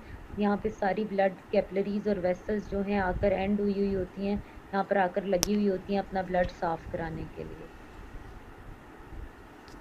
ठीक है, और इनमें से वेस्ट निकलकर यहाँ से ट्रायंगल्स के एंड की तरफ जाता हुआ बीच वाले किडनी के ब्रॉड रीजन में इकट्ठा होता है, जो जिसको पेल्विस कहते हैं। पेल्विस से वो यूरेटर में जाता है, यूरेटर से वो ब्लैडर में चला जाता है। That's how a kidney work. आगे मूव करूं जी,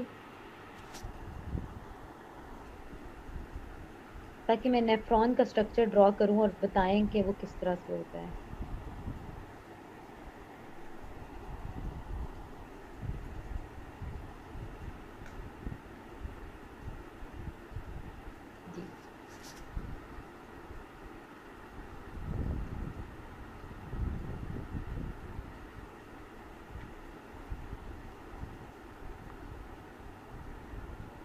ठीक है ना, ये आपने स्क्रीनशॉट ले लिया, मैं आगे जा रही हूँ।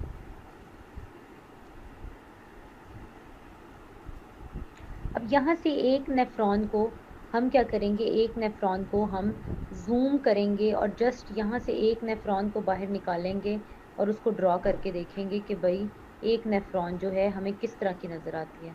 जब आप एक नेफ्रॉन को देखेंगे तो वो इतना कॉम्प्लिकेटेड स्ट्रक्चर है, वो इस तरह का है।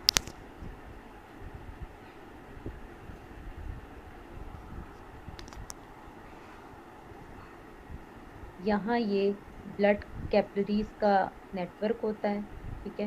ब्लड कैपिलरीज बोथ टाइप की हो सकती हैं, सो हम रेड और ब्लू दोनों, ऑक्सीजनेटेड और डीऑक्सीजनेटेड दोनों टाइप का हो सकता है। तो ये यहाँ पे एक नेटवर्क बनाती हैं। जो वो नेटवर्क बनाती हैं, उस नेटवर्क को, नेटवर्क ऑफ ब्लड कैपिलरीज को हम ग्लोमेरुलस कहते हैं। मैं साथ साथ लिखती भी जाती हूँ, ठीक है जी। नेटवर्क, फिर सारा बोल दूंगी, आपको समझ आ जाएगा, बस हमने समझना ही होता है। क्वेश्चन इसमें से बहुत शॉर्ट आते हैं। Network of capillaries is known as glomerulus. Network of capillaries या कैपिलरीज का जो गुच्छा है, that is known as glomerulus. Glomerulus ends in a C shaped और cup shaped structure of nephron or head of nephron known as Bowman's capsule। यहाँ पे आपको जो ये सी शेप्ड कप नजर आ रहा है ना, ये ऐसे करके जो बना हुआ है, तो मैं एक और तरीके से बनाती हूँ। ये आपको इतना इतना नजर आया ना, ये जो है that is known as Bowman capsule. Bowman capsule क्या करता है, बोमेन कैप्सूल का फंक्शन है, बोमेन कैप्सूल, बोमेन, मैं ये इसको लिख रही हूँ इस तरह से, Bowman capsule does pressure filtration. ये प्रेशर फिल्ट्रेशन करता है। इसका काम करने का तरीका कार ही ये है, दैट बोमेन कैप्सूल डज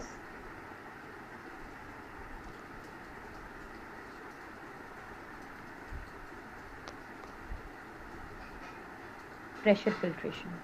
ये प्रेशर फिल्ट्रेशन के थ्रू ब्लड कैपिलरीज में से सक करता है मेटाबॉलिक वेस्ट।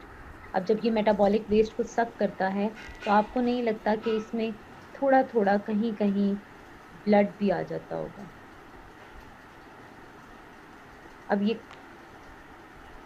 फर्स्ट कॉन्वोल्यूशन बनाई जाती है। इसको कहते हैं प्रॉक्सिमल कॉन्वोल्यूटेड ट्यूब्यूल। ये to increase timing of this metabolic waste in nephron, कि अगर रीएब्जॉर्प्शन की ज़रूरत पड़े, यूजफुल ब्लड जो इसके अंदर आ गया है, हम यूरिन के अंदर ब्लड तो नहीं आ रहा होता ना, बिकॉज ब्लड के जो यूजफुल न्यूट्रिएंट्स हैं वो दोबारा रीएब्जॉर्ब हो जाएंगे। और ये कॉन्वोल्यूशंस क्यों बनाई हैं, कॉन्वोल्यूशंस ये देखें आप, ये इसलिए बनाई है, जिग जैग बनाया कि जल्दी से, अगर स्ट्रेट होती ना नेफ्रॉन अगर ऐसी होती तो वो फौरन एंड तक पहुंच जाता। इसका सरफेस एरिया इंक्रीज करने के लिए और इसकी टाइमिंग इंक्रीज करने के लिए इसको अजीब सा स्ट्रक्चर, पहले कॉन्वोल्यूशन बनाई, फिर यू शेप्ड बनाया, फिर इस तरह से जिग जैग किया और फिर एंड पे इस तरह से ख़त्म किया, ठीक है।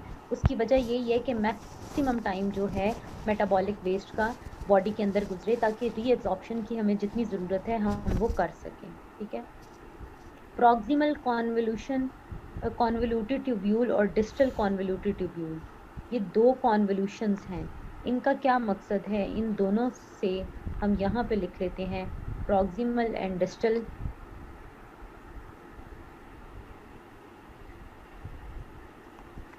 Proximal and distal convolutions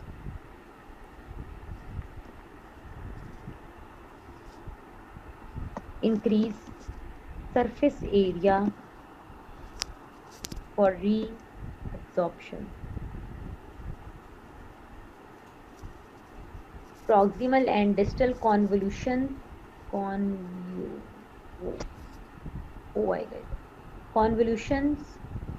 or convoluted tubules increase surface area for reabsorption of useful nutrients. हर एक का फंक्शन आपको पता होना चाहिए ना।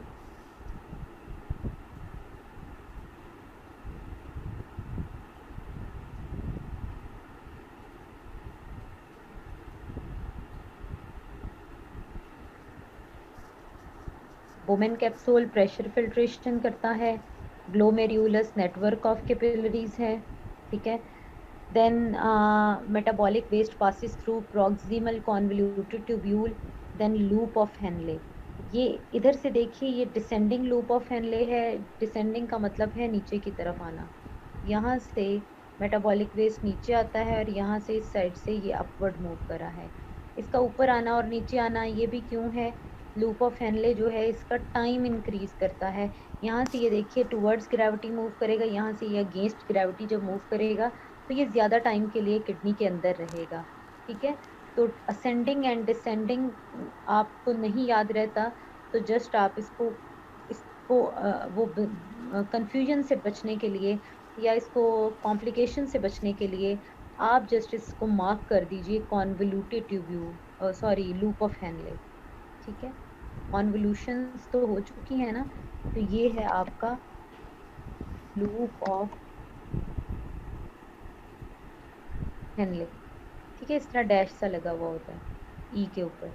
तो लूप ऑफ हेनले जो है आपका U shaped structure of nephron है।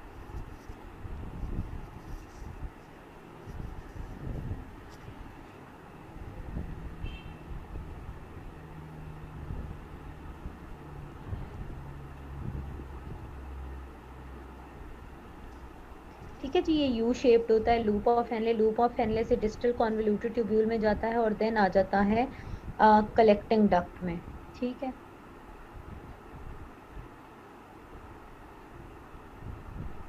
इसको हम खत्म कर देते हैं इस सेक्शन को।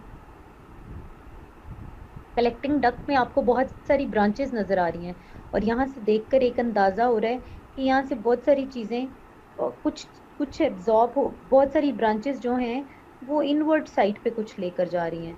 मतलब ये वापस कुछ जा रहा है बॉडी के अंदर या ब्लड के अंदर। ये यहाँ से क्या जा रहा है, अब इसको देखना पड़ेगा कि ये ब्रांचेस क्या करती हैं। तो जो कलेक्टिंग डक्ट है, जब कलेक्टिंग डक्ट में पहुंचता है तो कहते हैं इसमें से ऑलमोस्ट सारे यूजफुल न्यूट्रिएंट्स एब्जॉर्ब हो चुके होते हैं। फिर कलेक्टिंग डक्ट से ये जो वापस ब्रांचेस जा रही हैं, यहाँ से लगता है कोई और चीज भी रीएब्जॉर्ब हो रही है। तो रीएब्जॉर्प्शन होती है, रीएब्जॉर्प्शन ऑफ सोडियम आयन। अगर आपकी बॉडी में सोडियम सॉल्ट्स की कमी हो जाए, सोडियम आयन एंड वाटर, और अगर वाटर की कमी हो जाए तो टेक्स प्लेस थ्रू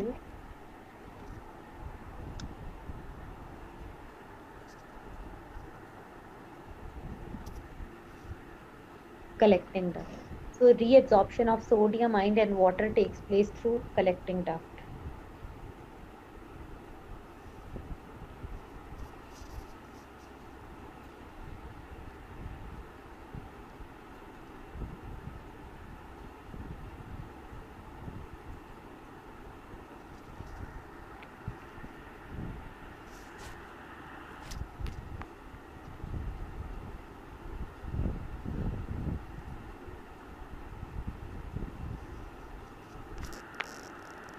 ठीक है, बस होने वाला ही है पूरा। तो क्या था जी, दोबारा बस रिपीट करते हैं। Glomerulus is a network of capillaries present in C-shaped or cup-shaped first part of nephron, which is unit of excretory system. Women capsule. Women capsule is C-shaped or cup-shaped first part of nephron, which does pressure filtration through network of capillaries, glomerulus. ठीक है जी। Then metabolic waste passes through proximal convoluted tubule, loop of Henle and distal convoluted tubule. Loop of Henle increases time of metabolic waste and proximal and distal convolutions increase surface area for reabsorption. बताती हूँ वो कैसे।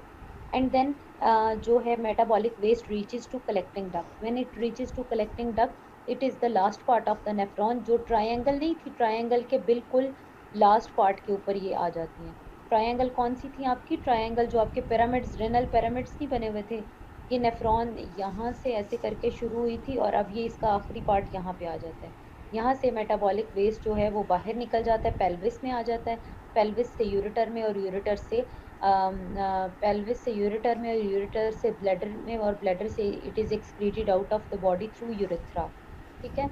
अच्छा, अब collecting duct से reabsorption होती है किसकी, सोडियम आयन की या वाटर की। अगर आपकी बॉडी में सोडियम कम है तो वो भी आपकी यूरिन से रीअब्जॉर्ब होगा, और अगर वाटर कम है तो भी यहाँ से रीअब्जॉर्ब होगा, ताकि डिहाइड्रेशन ना हो जाए। मैंने कहा प्रॉक्सिमल और डिस्टल कॉन्वोल्यूटेड ट्यूब्यूल इंक्रीज करती हैं सरफेस एरिया फॉर रीअब्जॉर्प्शन। किस तरह से? क्योंकि इस ग्लोमेरुलस से एक नेटवर्क निकलता है और ये दोबारा आकर पूरे के पूरे नेफ्रॉन को कवर करता है, और इसमें से दोबारा जो है वो रीएब्जॉर्ब कर लेता है। अगर कोई यूजफुल न्यूट्रिएंट इसमें आ गया है ना, तो वो दोबारा यहाँ से रीएब्जॉर्ब होगा। So whole nephron is covered by network of capillaries. Absorption उसकी बोमेन कैप्सूल के थ्रू होगी, प्रेशर के थ्रू। यहाँ पे वो दोबारा आएंगे और प्रेशर के थ्रू दोबारा रीएब्जॉर्ब कर लेंगे, अगर कोई यूजफुल न्यूट्रिएंट इधर आ गया, क्योंकि ज्यादा तो वाटर ही है ना, थोड़ा सा वो है तो वो इधर से उधर की तरफ मूव कर जाएगा। ठीक है जी। ये था हमारा किडनी। लेक्चर अभी खत्म नहीं हुआ, अभी लास्ट पार्ट रहता है इसका, जो कि है फंक्शन ऑफ किडनी। ये आपको सवाल आता है कि आप बताइए फंक्शन ऑफ किडनी क्या है। फंक्शंस ऑफ किडनी, अगर आपको 5 मार्क का सिर्फ फंक्शंस ऑफ किडनी पे आ जाए तो देन आपने इनको हेडिंग बना लेना है, और आपने इनको एक एक लाइन में एक्सप्लेन कर देना है। अगर आए कि what is excretory system, how nephron is unit of excretory system, तो नेफ्रॉन की तस्वीर बना के नेफ्रॉन को एक्सप्लेन करना है। और देन फिर लास्ट पे आ जाता है फंक्शंस ऑफ किडनी, तो आपने ये बुलेट पॉइंट्स की फॉर्म में 5 फंक्शंस जो हैं वो लिख देने हैं। फर्स्ट फंक्शन है, फर्स्ट फंक्शन ऑफ किडनी है प्रेशर फिल्ट्रेशन।